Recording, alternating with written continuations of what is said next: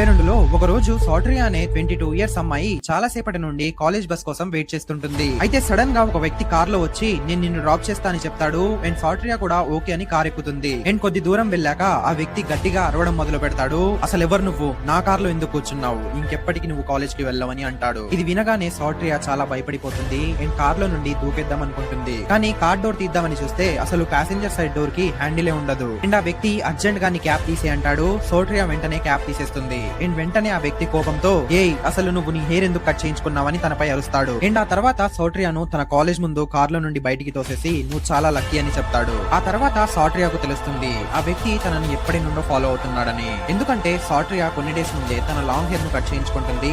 అయితే సాట్రియాకు long hair ఉండడం వల్ల తను ఆ వ్యక్తి యొక్క టార్గెట్ లో ఉండే. అండ్ ఆ వ్యక్తి పేరు టెడ్ బండి. ఇతను ఒక సీరియల్ కిల్లర్. లాంగ్ హెయిర్ ఉన్న అమ్మాయిలను టార్గెట్ చేసి వాళ్ళను చంపేవాడు. అండ్ 30కి పైగా అమ్మాయిలను ఈ వ్యక్తి ఆల్రెడీ చంపేశాడు.